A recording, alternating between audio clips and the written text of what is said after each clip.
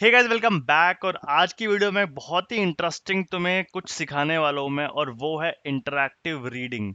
Now इस topic पे मैं अभी तुम्हें स्क्रीन पे लेके चलूंगा और तुम्हें समझाऊंगा कि तुम कैसे इस पे अच्छा स्कोर अचीव कर सकते हो। बट उससे पहले कुछ टिप्स हैं जो मैं तुम्हें देना चाहूंगा before we move forward with the reading part. Okay, so reading में सबसे इंपॉर्टेंट क्या होता है कि you read the entire paragraph. ठीक है, तुम्हें पूरा सेंटेंस और पूरा पैराग्राफ पढ़ना है, उसके बाद ही तुम्हें कुछ समझ में आएगा कि वो किस बारे में है, वो किस चीज के बारे में बात होने वाली है, किस चीज के में बात हो रही है। ये सब कुछ डिटरमाइन करने के बाद तुम्हें जो बेस्ट चॉइस ऑफ वर्ड होगा ना, वो तुम्हें खुद ब खुद समझ में आ जाएगा कि किस बारे में बात हो रही है और मुझे क्या फील करना चाहिए ना। तो सेकंड वन इज, अगर तुम्हारे पास टाइम बचता है तो definitely double check your paragraph, your responses, ताकि तुम कोई मिस्टेक ना करो। गलती से तुमसे कोई स्क्रॉल ऊपर नीचे हो गया वर्ड भी, तो तुम उसको करेक्ट कर सको। Now you can complete the question in any order. जरूरी नहीं है कि तुम्हें 1 2 3 के हिसाब से चलना है, तुम किसी को भी पहले अटेम्प्ट कर सकते हो। जैसे मान लो अगर तुम बीच में अटक जाते हो, थर्ड क्वेश्चन मान लो तुम्हें नहीं आ रहा, तो you can skip the third one और तुम फोर्थ और फिफ्थ पहले फिल कर लो और फिर दोबारा थर्ड वन पे आ जाओ। इससे तुम्हारा टाइम बचेगा और इससे तुम्हें पूरा समझ में आ जाएगा। कि कई बार बाद का पढ़ने के बाद ही समझ में आ जाता है कि किस बारे में बात हो रही है, तो वो भी बहुत इजीली हो सकता है। और डेफिनेटली अपना माउस यूज करना ताकि तुम जल्दी क्लिक कर सको, कीबोर्ड के भरोसे मत रहना। तो स्क्रीन पे चलते हैं और प्रैक्टिस करते हैं। So let's go. Now before moving forward I want you to introduce Gurully. यहाँ पे तुम डुओलिंगो एग्जाम दे सकते हो एंड आप मॉक टेस्ट दे सकते हो। और सबसे अच्छी बात इस प्लेटफॉर्म की ये है, जो मुझे लगी है, इनका फीडबैक सिस्टम। तुम कहाँ पे गलतियां कर रहे हो, कैसे इंप्रूव कर सकते हो, वो मैं तुम्हें दिखा देता हूँ। मैं मॉक टेस्ट पे जाता हूँ, तो मैं एक मॉक टेस्ट दे चुका हूँ। तो सबसे पहले तुम्हें ये एक बहुत ही क्लोजली स्कोर कार्ड देते हैं, जिसमें तुम्हें इंडिविजुअल सब स्कोर और इंटीग्रेटेड सब स्कोर के बारे में बताते हैं। तो मैं कहाँ पे कम स्कोर कर रहा हूँ, कहाँ पे ज्यादा कर रहा हूँ, तो मुझको मालूम पड़ गया इस स्कोर को देख के भाई literacy, ability to write and read मेरा काफी कम है और कॉम्प्रिहेंशन भी मेरे थोड़ा लोअर साइड में है। तो I can work on my read and right ability and also listen वाली।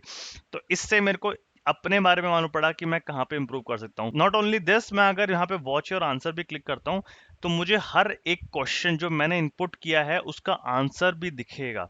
जैसे क्वेश्चन नंबर 1 था रीड एंड कंप्लीट का, उसमें मैंने प्रैक्टिस किया, तो मेरे को दिख गया कि भाई इसका आंसर ये होना चाहिए था और मैंने ये सब लिखा है। तो मोटा मोटा मैं यहाँ पे देख सकता हूँ कि मैंने कहाँ पे गलती करी है और कहाँ पे मैंने ठीक से की है।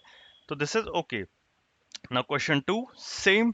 मैंने क्या क्या मेरा आंसर क्या था नीचे है, और जो क्वेश्चन था उसका रियल में आंसर क्या क्या था वो ऊपर है। ना क्वेश्चन 3 सेम विद दिस। अब मैं नीचे आता हूँ तो रीड एंड सेलेक्ट भी है, जिसमें इंग्लिश हमें रियल वर्ड सेलेक्ट करना होता है। तो कॉन्टेक्स्ट था, अब तुम्हें दिख रहा है इसकी स्पेलिंग गलत है, तो मैंने आंसर दिया नो, और सैंपल आंसर भी नो ही था। अब मैं नीचे आ जाता हूँ, यहाँ पे देखो जैसे गाइडेंस की स्पेलिंग गलत थी और मैंने गलती से इसको यस कर दिया, इसका आंसर नो था क्योंकि स्पेलिंग में गड़बड़ है कुछ। अब मैं इसको डेफिनेटली लिख लूंगा कहीं पे और मैं समझ लूंगा इसको कि मैं ये गलती अब दोबारा ना करूं। मुझे अब समझ में आ गया कि गाइडेंस में मेरे को दिक्कत होती है, तो इस चक्कर में इस फीडबैक की वजह से अब मैं दोबारा गलती नहीं करूंगा इस क्वेश्चन पे। तो ऐसे ही और भी तुम्हें बहुत तरीके का फीडबैक देते हैं ये लोग।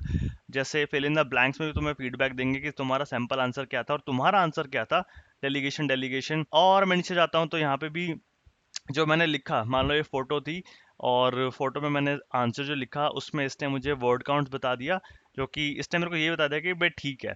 टाइपिंग एरर्स कितने किए मैंने, स्पेलिंग मिस्टेक्स किए, ये भाई बहुत ही अच्छा फीचर लगा मेरे को इनका। तो आपको भी अगर ऐसे ही मॉक टेस्ट देना है और अपना फीडबैक लेना है, तो definitely you can check their mock test. बहुत ही ज़्यादा बेनिफिशियल है उन लोगों के लिए जो प्रैक्टिस कर रहे हैं अभी। तो चेकआउट करना, लिंक डिस्क्रिप्शन में है। Now let's get back to the video. Okay, हम स्क्रीन पे आ चुके हैं, तो लेफ्ट साइड में प्रैक्टिस पे जाएंगे, यहाँ पे हम रीडिंग पे क्लिक करेंगे, यहाँ पे इंटरैक्टिव रीडिंग। टोटल टाइम है 7 से 8 मिनट का, क्वेश्चन होंगे 6। तो लेट्स स्टार्ट।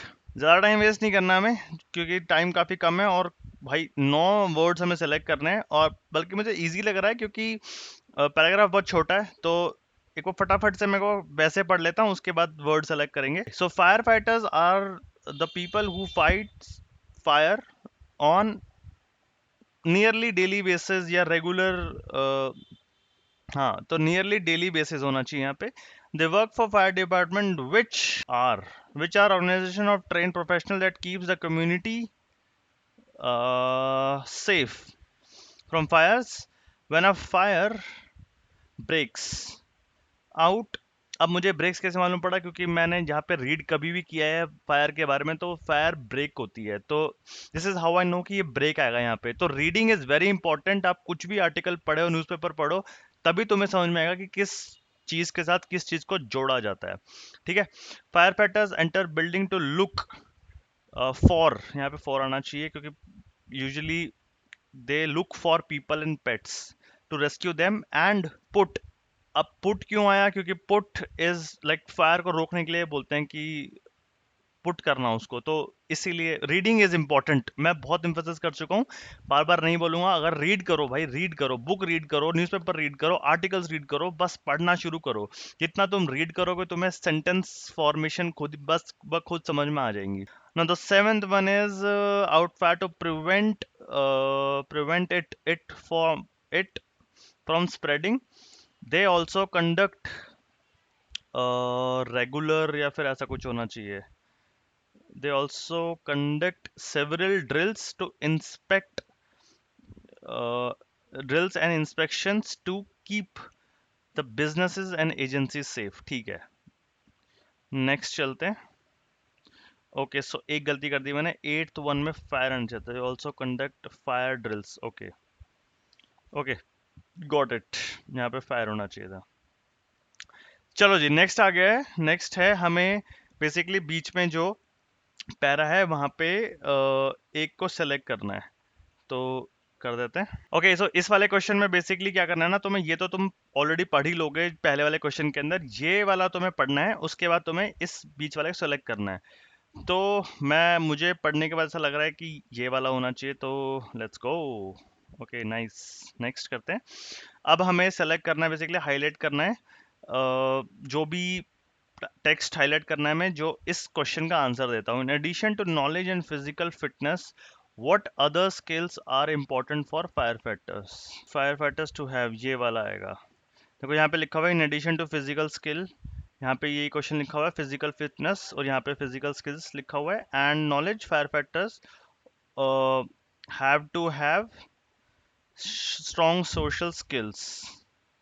तो ये हो सकता है इसका आंसर।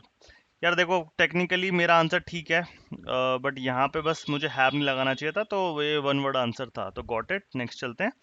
नेक्स्ट क्वेश्चन है what is the main responsibility of a fire department. तो फायर प्रोटेक्शन ही है सबसे इम्पोर्टेंट, वो तो वी नो दैट। अब ये ढूंढते हैं कहाँ पे है।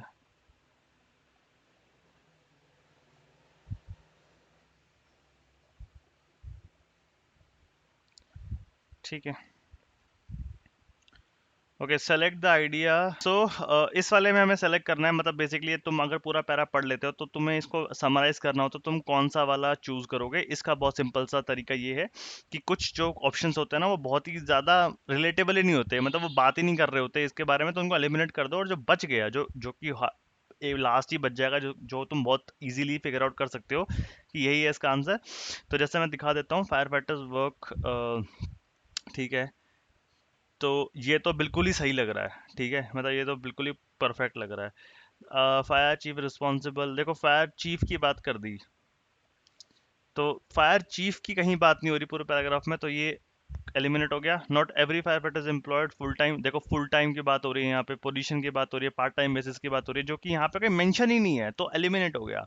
The last one is fire fighter are relatively young professional, ठीक है ठीक है। अब देखो इस लास्ट वाले में थोड़ा बहुत लग रहा है आसपास है, बट अगर तुम देखोगे ना तो इसकी तो बात ही नहीं हो रही कहीं पे कि भाई ये प्रोफेशन किसको अट्रैक्ट करता है, उसमें यंग लोग आते हैं या फिर फ्रेशर्स आते हैं। तो सबसे इम्पोर्टेंट, सबसे जो क्लोज है इस पैराग्राफ के, वो यही वाला है। तो next. Okay so this is the last question. तो बेसिकली मुझे इसमें ये को एक सिंपल सा तरीका बताता हूँ। Select the best title for the passage. अब अगर तुम इस पैसेज को देखोगे ना तो तुम दो तीन बार तो पढ़ ही चुके हो, तो अब तुम्हें ये समझ में आ गया स्मोक डिटेक्शन डिवाइसेस की बात नहीं हो रही है, fire safety for building owners की बात हो रही है बट इतनी ज्यादा नहीं हो रही। The layout of fire station की कोई बात नहीं हो रही है। And the role of fire fighters, this is the answer, क्योंकि ये बता रहा है पूरे में कि भाई फायर फाइटर्स क्यों है, क्या करते हैं, क्या स्किल्स चाहिए। तो बेसिकली फायर फाइटर्स के बारे में सबसे ज्यादा बात हो रही है, तो दिस इज द आंसर। तो we can go and ahead and हम डन कर सकते हैं इसको। प्रैक्टिस कंप्लीट, प्रैक्टिस मोर करके हम और प्रैक्टिस कर सकते हैं। But this is how you can score good in Duolingo English test. ये वाला जो पर्टिकुलर क्वेश्चन होता है इसके अंदर स्कोर करने के काफी अच्छे चांसेस होते हैं, क्योंकि ये बहुत इजी होता है, ज्यादा हार्ड नहीं होता है इसमें। और नंबर ऑफ क्वेश्चन बहुत ज्यादा होने की वजह से तुम इसमें अच्छा स्कोर कर सकते हो।